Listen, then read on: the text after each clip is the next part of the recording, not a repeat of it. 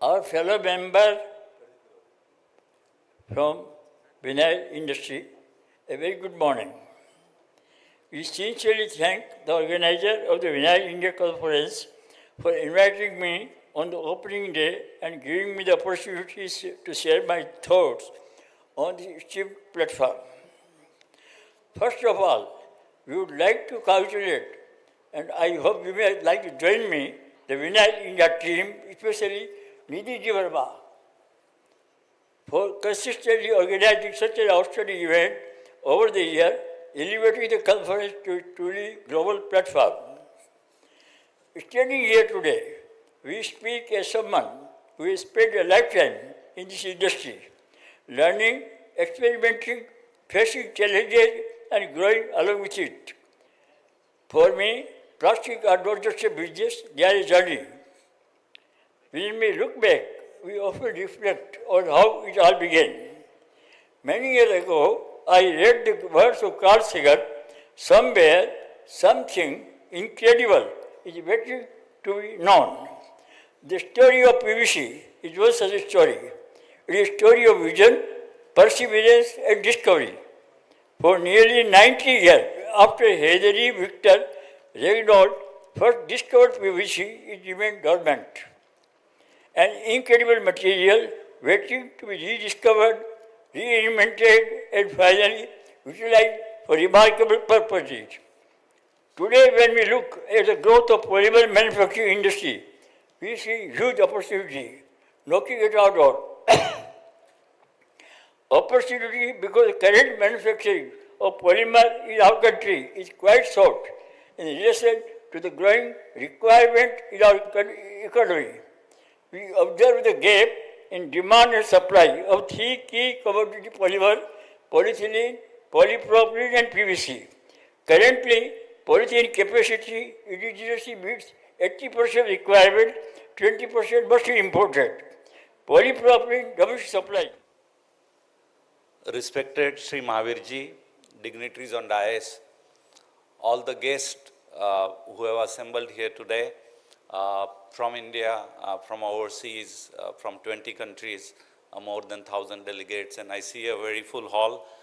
So first of all, congratulations to all for being here, despite the global uncertainty and unpredictability and volatility, all the T's which we can talk of, which have emerged over the last 6 weeks or so.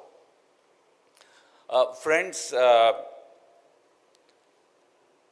Mahavirji spoke about that potential is quite a lot in India, but actual growth in recent past has not really been commensurate to that potential. When we speak about the potential in India, and agriculture is one of the largest applications, and Indian farmers, there are 120 million farmers. They do agriculture in 140 million hectares of land. And almost about 45% of that land is still not irrigated. That means those farmers rely on the rains, and which are also patchy. Due to the climate change, the rains come, the seasons are changing, the quantity of rains keep changing. And these farmers need a reliable source of, let's say, irrigation to be able to do farming properly. And this is approximately about, I would say, at least somewhere between 40 to 50 million hectares of new land which needs to be irrigated. And that is one single big factor which would continue to create demand for the PVC pipes in India. Now, how that's going to happen? Government of India has identified approximately 30 rivers. Good morning, everyone. Thank you, Elite Plus, for inviting me. What I'll do, I think I had 20 minutes probably, so I'm seeing 15. So do I need to cut my presentation? No. Okay. Yeah.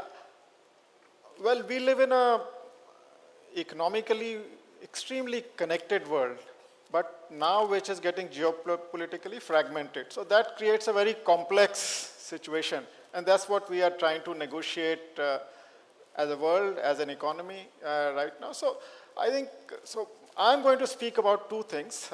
One is, how is India going to look like, or how is it going to negotiate its growth path? Second, I'll focus on manufacturing, and what does it all mean for manufacturing, the fragmented geopolitics and interconnectedness of the world at the simultaneously playing out. So let me start by saying that after the pandemic, I think pandemic has been referred to several times. After the pandemic, we have positively surprised on the growth. I think every forecast that was made for the Indian economy, actually the numbers came out much faster, higher than that. And now the belief is that 7% is India's potential. Potential, as economists, I think when we talk of potential, we talk of growth rate which can be sustained without generating inflation. So 7%, earlier the estimate was around 6.5%. That's from the official sources, and our assessment is also something similar. In what's going to happen in FY27, which is the fiscal year which just started, we have a backdrop of 7.6% growth last year, which is probably the highest in the world. Now, where the growth will settle, I think there's too much fog to be able to forecast any number at this juncture, but clearly it's going to be lower. Yesterday, RBI talked about 6.9%. Eren, Cetinkaya, I'm a partner based in Istanbul office of McKinsey, and I lead our work in petrochemicals globally. I have the honor to have the privilege to actually do some work in India and in the broader region. Very honored to be invited to address this audience. I thank my fellow panelists here for their presentations, very insightful. Today, I'd like to talk about artificial intelligence, and thanks for the last segue to artificial intelligence that you were talking about.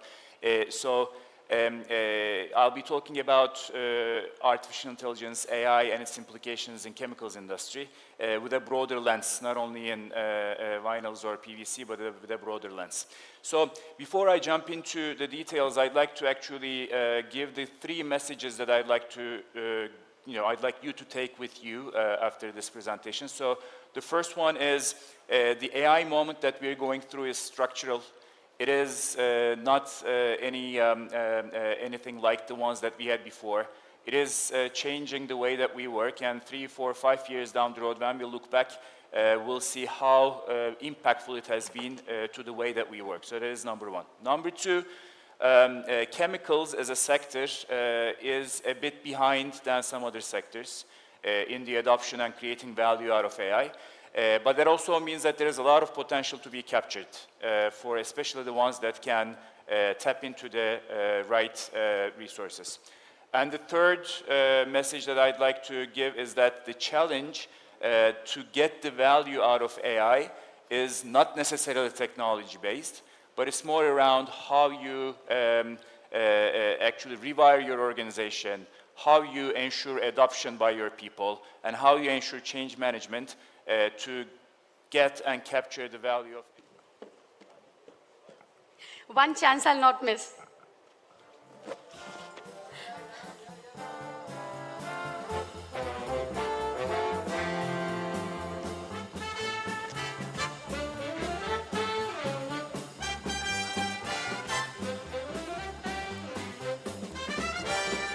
Well, that was our keynote address, ladies and gentlemen.